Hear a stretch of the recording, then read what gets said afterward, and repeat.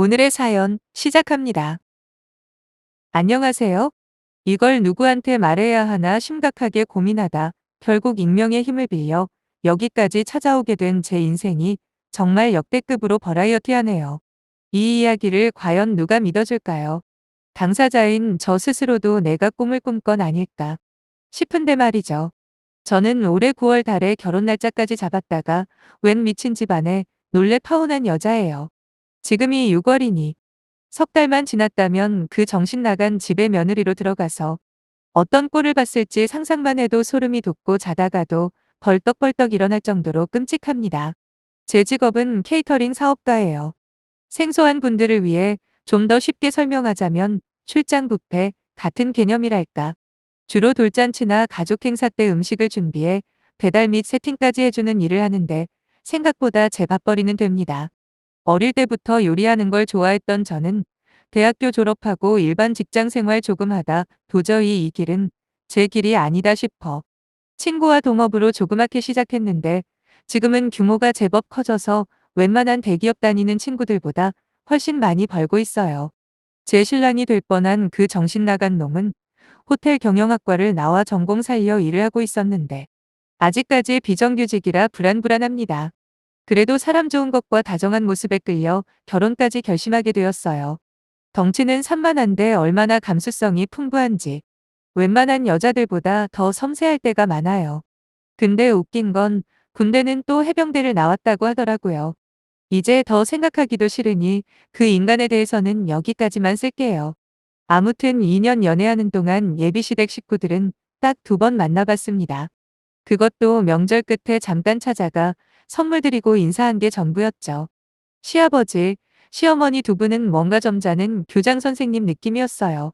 말하는 것도 또박또박하지만 천천히 말하는 폼이 마치 아침 조회 시간에 훈화하시는 교장 선생님 같았거든요. 그리고 한 번 결혼했다 돌싱이 된 4살 많은 누나가 한 명 있었는데 솔직히 사람 생긴 걸로 뭐라고 하는 건 매너가 아니지만 제겐 더 이상 사람으로 안 보이는 인간이라 외모 지적 좀 할게요. 다들 유재석 씨 아시죠? 물론 전 유재석 씨 팬이에요. 절대로 못생겼다고 생각하지도 않고요. 하지만 예비 신우는 입이 딱 유재석 씨처럼 돌출이 많이 된 편인데 꼭 한 번 밟힌 사마귀 같다고 생각하시면 딱 맞을 겁니다. 거기다 생긴 대로 말은 얼마나 저렴하고 천박하게 하는지. 아무리 손아래 사람이라고 해도 한 번은 인사드리고 가는 저와 예비 신랑에게 그러더라고요. 집에 바로 가는 거 맞냐? 혹시 다른 데로 새서 모텔 같은 데서 자고 가면 혼난다 키득키득. 뭐가 그렇게 신나는지 재미도 없고 사람 기분만 더러운 농담 한마디 해놓고 혼자 킥킥거리는데 참 저렴한 사람이구나 싶었네요. 다행히 시아버지가 또 입방정 떤다며 그게 무슨 말버릇이냐. 당장 사과해야 하고 혼내셔서 미안하다는 한마디 듣고 넘겼어요. 그때 더 진지하게 결혼을 생각했어야 하는데 제가 너무 경솔했었네요. 올해 초 한참 추울 때 상견례를 했습니다. 저도 지금 하는 일이 안정적으로 자리 잡았고 예비 신랑도 올해 안으로 정규직 전환이 거의 확정이라고 하니 더 늦출 거 뭐 있냐고 하시면서 시가 쪽에서 서두르시더라고요. 상견례도 순탄하게 잘했고요. 결혼 날짜만 잡고 나머진 차차 의논하기로 했습니다. 9월 12일. 제 지옥행 열차 시간표였네요. 그렇게 결혼을 약속한 사이가 되니 연애는 이제 끝이구나 하는 생각이 들어 뭔가 서운한 감정이 드는 겁니다. 그러다 그 빡빡했던 코로나 방역 지침이 완화되는 뉴스를 보고 예신과 저는 여행 계획을 세웠죠. 결혼 준비는 여행 다녀와서 빡세게 하고 일단 신나게 즐기다 웃자고요. 가평에 자주 놀러 갔던 저희는 유난히 기억에 오래 남았던 펜션을 다시 예약하고 출발을 했습니다. 날씨도 너무 좋고 하는 일도 잘 되고 그리고 오랫동안 꿈꿔왔던 결혼까지 한다고 생각하니 행복하지 않을 이유가 전혀 없는 그런 완벽한 날이었어요. 하지만 도착하고 1시간도 안 되어 많이 보던 두 여자가 다가오는데 순간 저는 헛것을 보는 줄 알았네요. 아니면 엄청 닮은 사람이라고만 여겼는데 맙소사 저희 여행 간 곳에 예비 시모와 신우가 따라온 겁니다. 알고 보니 예비 신랑이 지나가는 말로 저희 여행에 대해 이야기를 한 모양인데 끝까지 따라오겠다고 고집을 부렸나 봐요. 그러면서 하는 말이 자기야 미안하다. 자꾸 따라오고 싶다고 괴롭혀서 데려왔다며 이제 가족 될 사이니까 미리 가족여행 왔다고 생각하자라고 하네요. 지네 식구라고 너무도 가볍게 말을 하는 예비 신랑이 이해가 안 됐지만 그렇다고 분위기 다 깨트리고 집에 갈 용기는 안 생겨서 그때부터 저희 4명이서 어색한 시간을 보내는데 신우야 뭐 원래 깐족깐족대고 가벼운 사람이니 그렇다 쳐도 점잖고 예의를 갖추려 노력하시던 예비 시어머니가 완전 딴 사람이 되는 거 아니겠어요? 예비 시어머니는 우리 숙소는 바로 옆에 잡아놨다. 그런데 펜션이 너무 더러우니 일단 청소 좀 하라고 시키십니다. 그런데 그 말투와 표정이 너무 사람 부리는 느낌인 거예요. 그래서 기분이 1차적으로 상했죠. 또 펜션 관리를 뭐 이따구로 해놨냐며 어찌나 투덜대시는지 제가 알던 그분이 맞나 의심이 될 정도였습니다.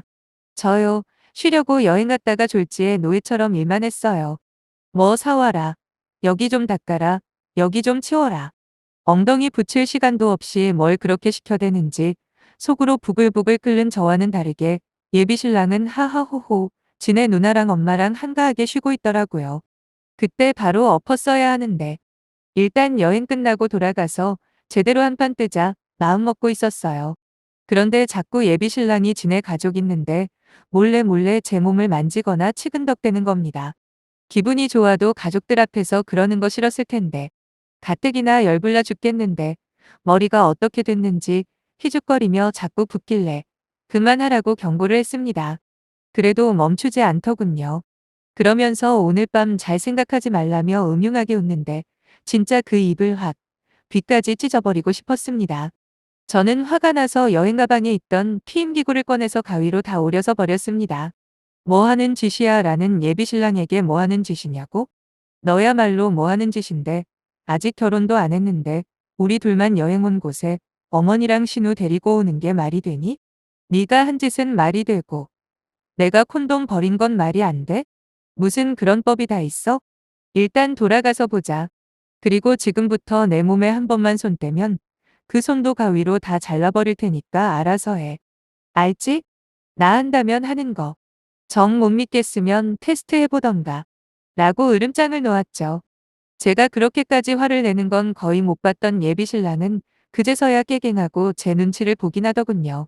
하지만 제 눈치를 볼 리가 없던 예비 시모는 배고프니 어서 뭐 좀 먹자며 급하게 오느라 자기는 아무것도 챙긴 게 없으니 넉넉하게 사오지 않았으면 가서 장 좀 봐오고 시원한 맥주까지 부탁하셨습니다. 이 말은 걸레 들고 바닥 닦고 있는 저에게 하신 말씀이셨어요. 신우 역시 올케올케거리며 배고파 돌아버리겠으니 뭐 좀 사오라고 저를 부리더라고요. 정말 비상식적인 가족들 틈에서 이게 뭐 하는 짓인가. 엄마 아빠 보고 싶고 내 방이 그립고 눈물도 나려고 하고 둘이서 오붓하게 자연을 즐기며 푹 쉬려고 온 여행이 완전 극한 체험이 되어버릴 줄을 누가 알았을까요.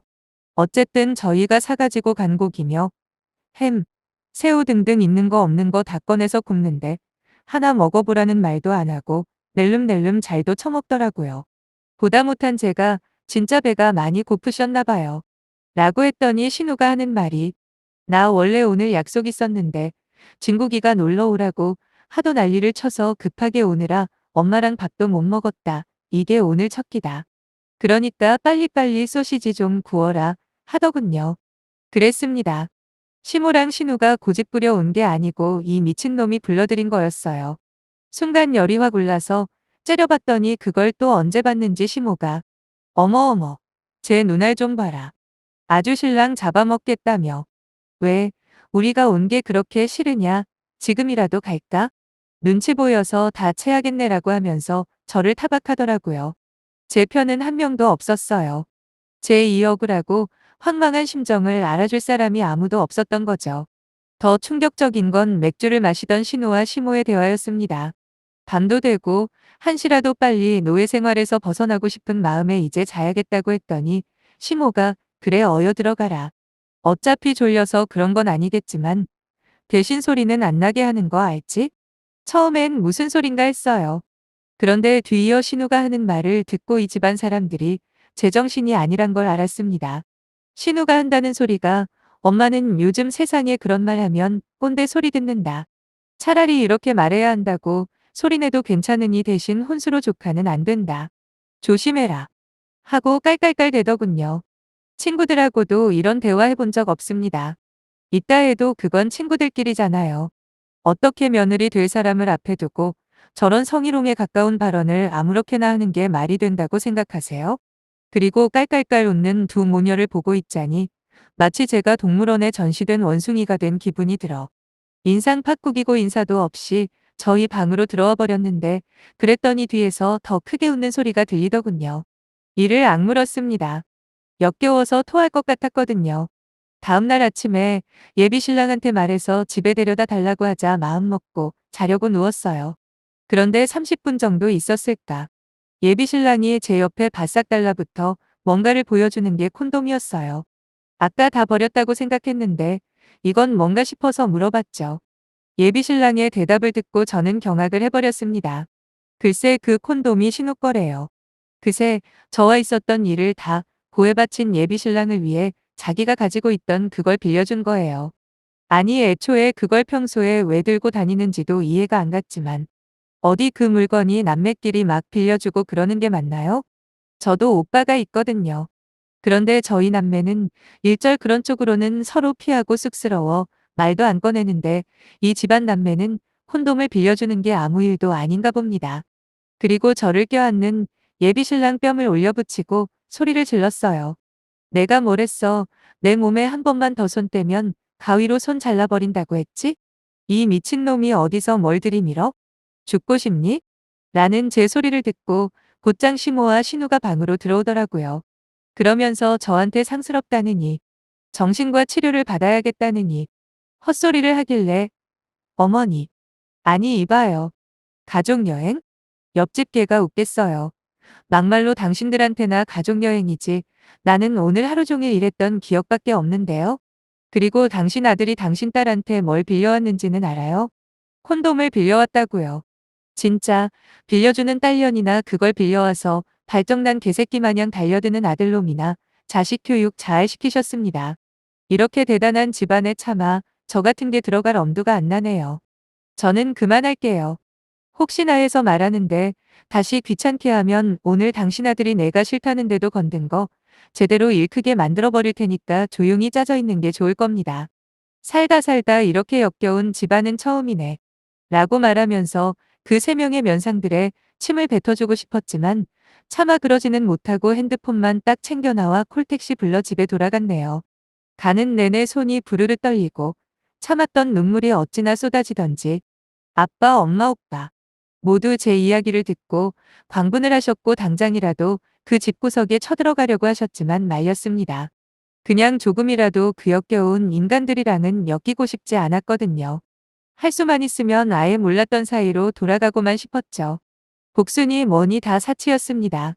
어차피 결혼 날짜만 잡은 거니 그동안 사귄 시간들은 어쩔 수 없다고 치고 이제라도 알아서 다행이라고 제 스스로를 위로하고 마음을 다잡았네요. 그리고 수개월이 흘렀고 생각보다 빨리 상처가 치유되더라고요. 아마도 가슴 아프게 헤어진 게 아니라 학을 떼고 헤어져서 쉽게 미련 안 남기고 잊을 수 있었던 것 같네요. 생각 같아선 실명이랑 사는 곳 다 까발려서 다른 여자들이 똥 밟는 거 맞고 싶은데 그러면 제가 명예훼손을 당할 수도 있으니 그건 어렵고 제발 결혼하기 전에 두 번, 세 번 확인, 또 확인하고 결정하시기 바래요. 저는 그나마 결혼 전에 탈출했지만 만약에 결혼하고 이런 일을 당했으면 아휴. 상상도 하기 싫네요. 좋게만 생각하고 살 거예요. 제 이야기를 듣고 속이 거북한 분들께는 죄송하다는 말씀 전하면서 여러분들의 가정에 행복만 가득하길 빌며 이만 줄이겠습니다. 감사합니다.